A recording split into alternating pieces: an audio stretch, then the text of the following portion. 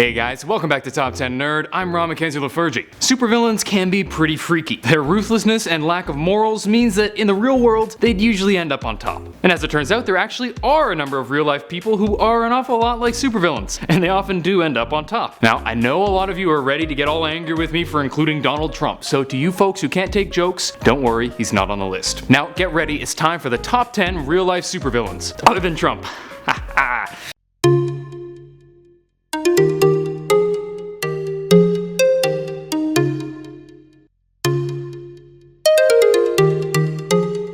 Number 10. Adam Worth, aka the Napoleon of crime. Adam Worth is pretty awesome. He's one of the few people on this list that I straight up respect other than the number one. He was so prolific that he was believed to be the inspiration for James Moriarty, the villain in the Sherlock Holmes novels, also dubbed the Napoleon of crime. His exploits began when he engaged in bounty jumping, enlisting in several Union regiments in the Civil War by joining one, receiving his bounty, then bailing and joining another one, thanks to him having been falsely declared dead. He was an accomplished bank robber with hilariously complex and creative plans. But my favorite one that puts him on this list is when he set up a health tonic store next to a bank and dug from his store to the bank next door. And tell me that isn't something the Riddler would do. Number 9. Martin Shkreli as Mr. Greed. Martin Shkreli was, among other things, the CEO of Turing Pharmaceuticals. In his time as CEO, he made the much criticized decision to raise the price of Daraprim, a treatment for toxoplasmosis, also used for people with HIV and AIDS, from $13.50 per pill to $750 per pill. You heard me right,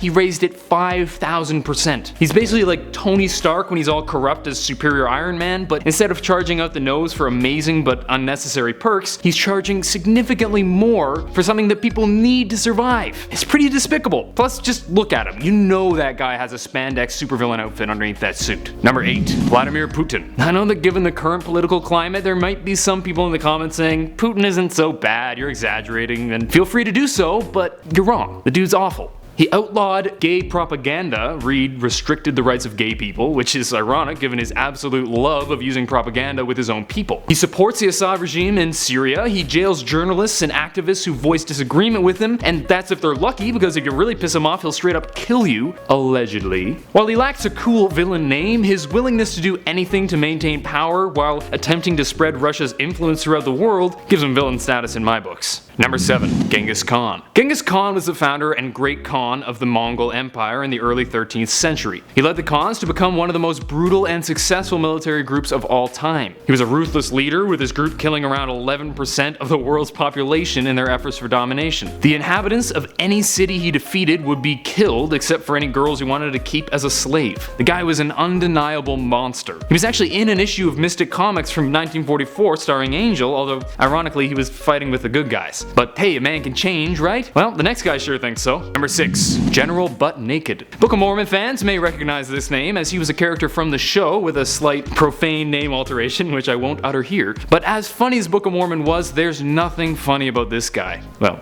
except his name, which comes from his propensity to fight nude. He's committed countless foul deeds, killing thousands, enslaving child soldiers, killing and eating children. He was a monster. Now, he claims to have seen the light and converted to Christianity, becoming a preacher, but this change of heart doesn't erase the evil he's committed in his life. Don't get me wrong, I'm glad he seems to have reformed, but a reformed villain is still a villain in my books, especially given the brutality of his deeds. Number 5. Vladimir KOZAK, the Hypno-Heister. Okay guys, this one is pretty fun. Now, a lot of these entries are the kind of supervillains that use political power to meet their needs, but this one is just a classic supervillain with superpowers. As you've guessed from his nickname, the Hypno-Heister allegedly used hypnosis to rob banks, using an eye contact technique to cause the tellers to hand him the money. Now, I've seen enough Darren Brown videos to know that this probably didn't actually happen. People generally can't be hypnotized that quickly and do things they don't want to do. But it's a great story. Number 4. Kim Jong-un. Kim Jong-un is the leader of North Korea, having taken over after the death of his father, Kim Jong-il. He's a brutal dictator who rules over North Korea using anything you can imagine. Violence, threats, absurd propaganda, and extreme restriction of human rights. It's kind of like Magneto on Genosha, except instead of it being a secluded sanctuary for mutants, it's a poor, sad country of unhappy slaves. If I suddenly get superpowers, I'm definitely heading over to North Korea. Those people gotta be free. Number 3. Abu Bakr al-Baghdadi.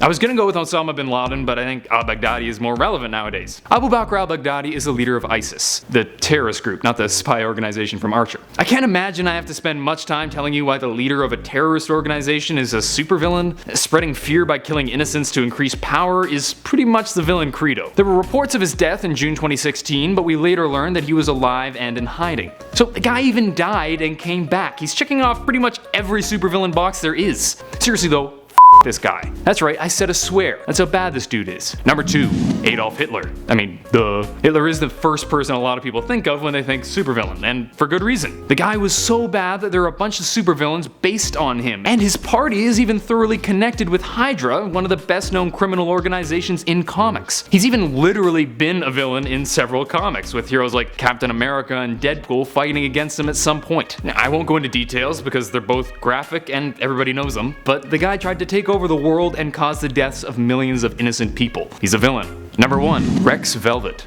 This one had to be number 1. Even though it's a joke, it's just way too perfect. You may have heard of Phoenix Jones, the MMA fighter from Seattle, Washington, who became a superhero and created his own crime prevention brigade. Well, what's the next logical thing to happen? A supervillain has to arise. In response to the presence of these heroes, Ryan Corey became Rex Velvet, the hilariously named mustached villain who naturally wears a bowler hat. Of course, he wasn't a real supervillain, with his greatest crime being abducting the mascot for the Seahawks, but it's just amazing that he stepped up. He's the villain we deserve, but not the one we need right now. That's it for today. Hope you guys enjoyed. If you did, please smack that thumbs up button and subscribe to Top 10 Nerd for more videos. Who else do you think would be a real life supervillain? Let me know in the comments down below. There are an awful lot of terrible people out there. Until next time, I'm Ron Mackenzie Lafergie with Top 10 Nerd. Later, nerds.